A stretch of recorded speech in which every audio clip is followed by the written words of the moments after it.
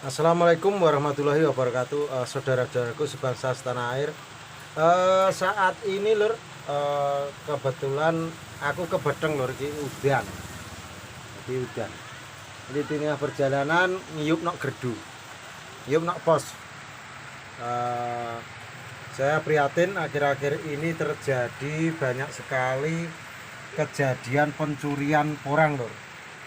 Dan pencurian tersebut modusnya beraneka. Modusnya itu ada yang pura-pura cari bekecot lor, tetapi ambilin kata. Ada juga yang pura-pura mencari rumput, tetapi dia juga mengambil kata.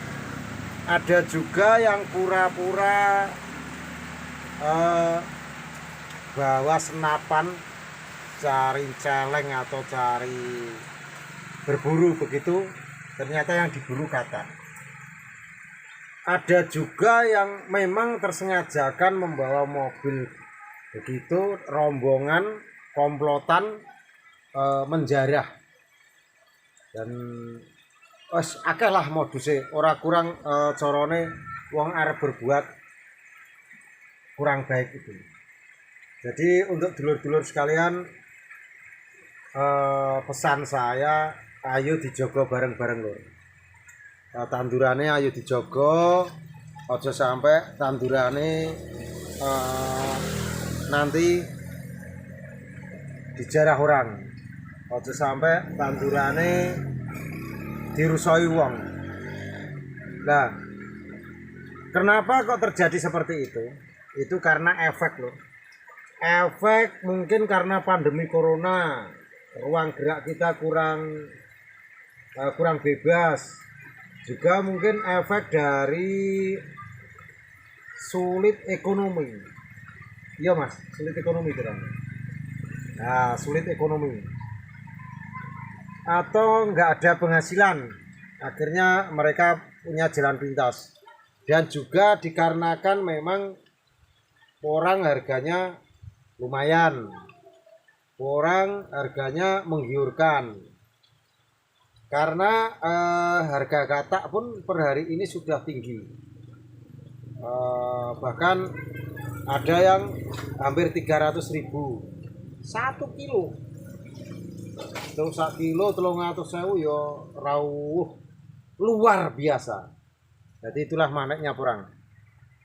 Dengan harga yang cukup tinggi itu akhirnya membuat peluang para mereka pencari jalan pintas, membuka peluang mereka yang menginginkan hasil yang apa ngarane dan cepetlah duit lalu. Dan pesan saya juga para penampung-penampung, kalau memang yang bersangkutan jual kata atau jual porang tapi dia nggak tanam, otomatis ya ya jangan diterima, karena ada penjual, ada pencurinya, pasti ada penampungnya. Jadi memang sih untuk porang sendiri nggak ada capnya, labelnya gitu. Terus ini curian, ini nggak curian, itu nggak ada. Tetapi untuk lebih baiknya, kalau seandainya kita mengalami yang kecurian kan mesakaken to lho. Jadi mesakno. Jadi daripada jenengan yang kecurian, lebih baik ya kita jaga. Terus di sini solusinya bagaimana Pak Poh untuk menanggulangi seperti itu? Bikinlah pam swakarsa atau ronda bergilir atau apa ngarani, sip-sipan gitu. Jadi 24 jam harus dijaga. Karena kalau dijaga otomatis ya mengurangilah minimal seperti itu. Mengurangi angka kriminal dan mengurangi angka pencurian itu sendiri. Karena kalau kita nggak kita jaga bersama-sama, nggak kompak, otomatis ya kurang, apalah artinya kita kalau yang lain nggak ada proaktifnya dan nggak kompak seperti itu. Dan juga yang baru-baru ini saya bikin konten yang di Babat itu terjadi di desa saya. Itu saya nggak menyangka sampai ada modus seperti itu. Dan katak di Babat dengan daunnya itu kalau dibuat bibit ya kurang bagus, karena dia belum tua, belum dorman alami, tapi namanya juga orang. Jadi alangkah lebih bijaknya kita sikapi dengan, kalau sudah ada yang dorman 1-2 tempatnya nggak aman ya lekas diambilin, diamankan untuk dikarantina di dekat rumah gitu. Karena kalau nggak kita karantina dalam rumah, nantinya juga akan hilang. Dan kalau 1 kilo aja harga sudah segitu kan, otomatis uang 1 juta saja nggak sampai 1 kresek gitu loh. Dan nanti kalau nggak ada pengamanan di suatu tempat itu, otomatis akan berlanjut untuk mencuri umbinya. Nah, modus-modusnya mencuri umbi biasanya juga malam hari, apalagi di daerah-daerah tertentu yang sudah ditandai. Ditandai itu ya untung, kalau untuk mempermudah kita cara panennya. Tidak untungnya ya kalau ada tangan jahil. Jadi sebenarnya ayolah lur, nandur semampunya, ojo nyolong, ojo niatan mencuri, karena mencuri itu juga sama juga jenengan mengambil rezeki jenengan yang akan datang. Misalnya sekarang jenengan mencuri di tempat A, itu malah yang dicuri rezekinya malah nggak kalong, malah bertambah. Tetapi rezeki jenengan sendiri yang berbuat seperti itu, berbuat olo, itu akan berkurang. Jadi 10 tahun yang akan datang, 5 tahun yang akan datang sudah jenengan ambil paksa. Jadi sudah jenengan ambil paksa. Ambil paksa yang bagaimana? Ya dengan cara mencuri itu sebenarnya rezeki jenengan yang akan datang sudah jenengan ambil. Makanya kalau orang yang suka tangannya dowo, suka berbuat seperti itu, pasti nggak akan uripe tuwek ae gak bisa mulya lur. Masa tua dia pasti sengsara, dan masa tua dia pasti menjadi beban orang lain biasanya gitu.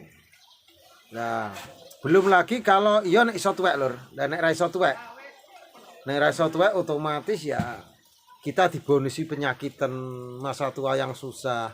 Kita kan nggak ingin seperti itu. Makanya walaupun saya bukan ahli agama, saya mengajak dulur-dulur nggak usahlah kebiasaan tangan dowo dibiasakan. Kita cari yang sah-sah saja dan tanam semampu kita, walaupun 1 biji 2 biji di dalam polybag.